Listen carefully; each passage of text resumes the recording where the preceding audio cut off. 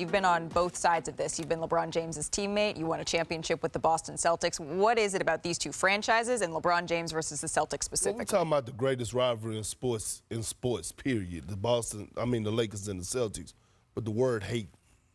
The Boston fans, the city of Boston, they hate Bron, and Bron hate them. But it started way before KG, Paul, and Ray, and myself. You know what I mean? It started way before that.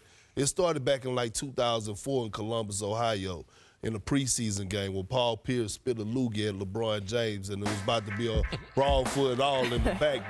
That's when it actually started. And then, you know, you think about all the petty stuff that went on in between. Yeah, he went to South Beach, and then all of a sudden, low-key recruited Ray Allen over there, and then the tension. So look, LeBron James, as far as dealing with Boston, he don't go out to dinner. He don't leave outside his room. He hates it there. He hates everything about the city and this organization. You know what this sounds like? What? Sitting in these same seats with Magic Johnson for years. Before he and Larry Bird became close friends and all this deep respect, they hated each other. The franchises hated each other. But LeBron is not representing one franchise. It's not the Lakers. It's LeBron versus the Celtics. So that's a different part of this than, say, Magic and Bird. But it's the same thing. You need that. That's what real rivalries have. They have hatred. In 10 years, they won't describe it that way. They'll talk about a deep respect and a like for each other, and they'll go to each other's reunions, and they'll do all that. Today, he hates them.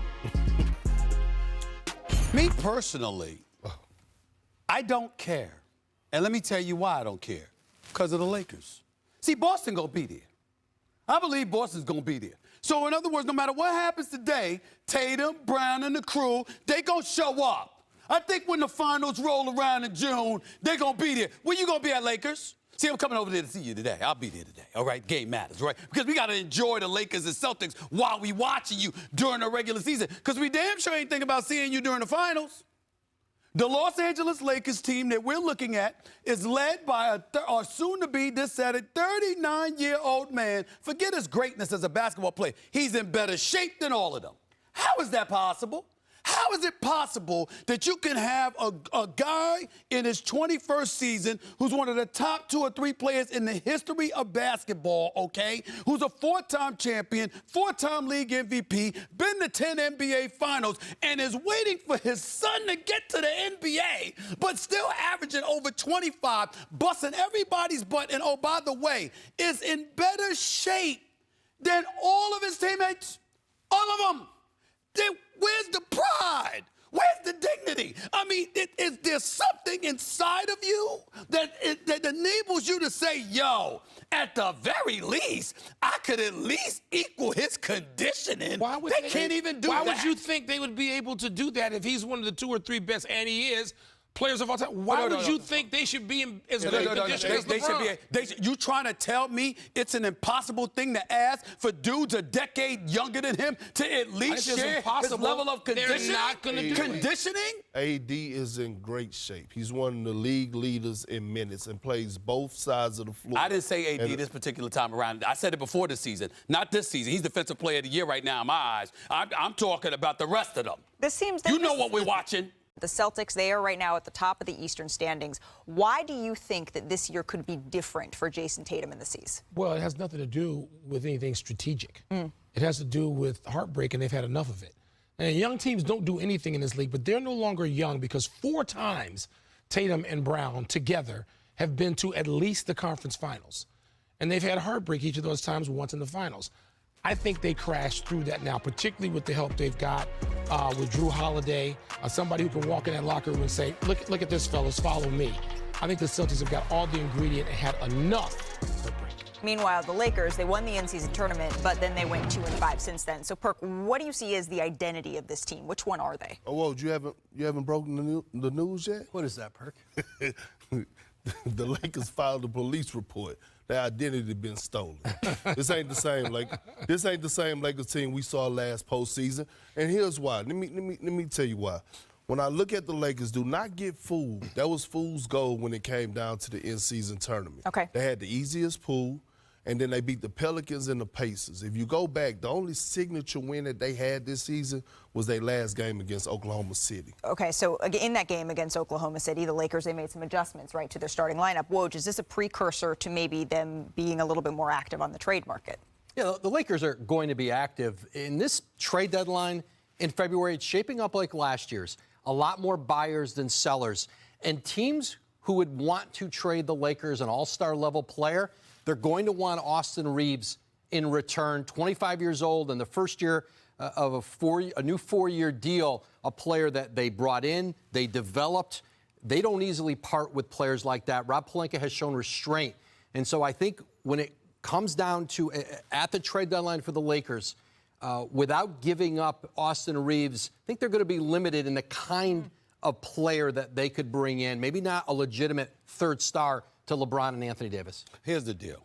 You can't give up Austin Reeves. You already made that mistake by giving up Alex Caruso years ago, and that hurt you. You don't want to make the same mistake twice. That's number one. Number two, I think that Rob Pelinka has earned the benefit of the doubt based off of what transpired last year. You make deals before the trading deadline, Hachimura, Vanderbilt, D'Angelo Russell, what have you. What do? You advance to the conference finals and you end up running into Jokic and obviously the Denver Nuggets. And so I look at the Los Angeles Lakers. There's a tweak here or there that you may need. Obviously, they need shooting. We get all of that. The flip side to it is that Anthony Davis is playing like a defensive player of the year. You got LeBron James playing like a league MVP candidate. When you have the cornerstones of your franchise showing up, and you know that you have every reason to believe and be confident that they'll answer the call when the big moments arrive, your supplementary parts are what you're looking for. I expect Austin Rivers to play better as the season goes along. I think somebody like Gabe Vincent will show up and show a contribution. The Hachimuras of the world, the Austin Reeves, guys like that, I think they'll show up. D'Angelo Russell is somebody that I'm iffy about, but in the end, I'm not going to sit up there and just poo-poo the Los Angeles Lakers and think that this season is what we're seeing right now. I've got faith in Rob Pelinka. This is a team that does need speed and they need athleticism. Okay. There's a guy in Chicago that can offer both those things.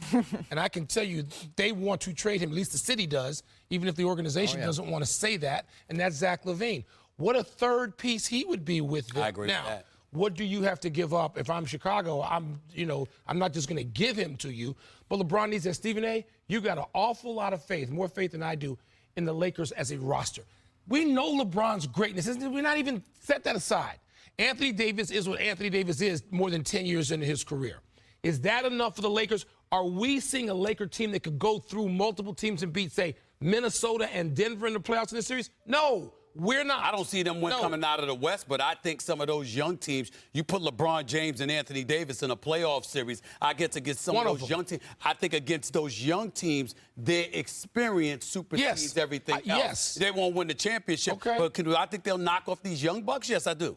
She's averaging at least 20, 10, and 7 per game for the 5th time in the last 6 years. Now, no one else has hit those marks that often in their entire career. And on the Warriors side of things, Draymond Green, he's already missed 6 games since being suspended indefinitely for striking Yusuf Nurkic. The Warriors have won 5 of them behind a top-5 offense in that span. That's thanks in part, of course, to the resurgence of Klay Thompson, who has scored at least 20 in all 6 games without Green. That is tied for the longest such stretch since before his 2 years off due to injury. Klay is averaging just over 25 points a game during this stretch. So, Woj, what exactly is the status of Draymond Green and his path to return here? Yeah, this remains a really unique suspension, open-ended, indefinite. But besides Draymond Green's individual counseling that he's going to, he is periodically getting on Zooms with Warrior officials, league office officials, Players Association officials to fill them in on what he's learning, how he's progressing. Ultimately, the league is going to decide on his return. I'm told, barring any setbacks, the 11 to 13 game range, and then maybe next week he starts to come back to the facility and starts to ramp back up with the team. He's not been back with them yet, but he's allowed to be. So that would be about the halfway point then, if it's 11 to 13 games. Stephen A., is this still a championship caliber team once Green comes back? You know what? I'm not going to rule it out because I see Klay Thompson shoot 46% from three-point range the last 5 games. I see Steph Curry still the superstar that he is, and I'm going to say it to you again. And by the way, Kendrick Perkins, while you're shriveling up your face and stuff like that, knowing you're going to kick your feet up, here's the deal.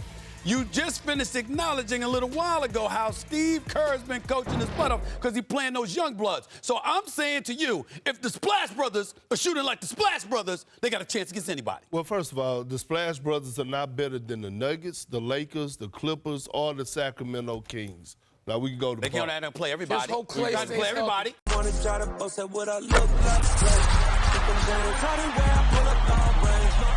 Jimmy with the heat, I'm on fire. It's NBA over here,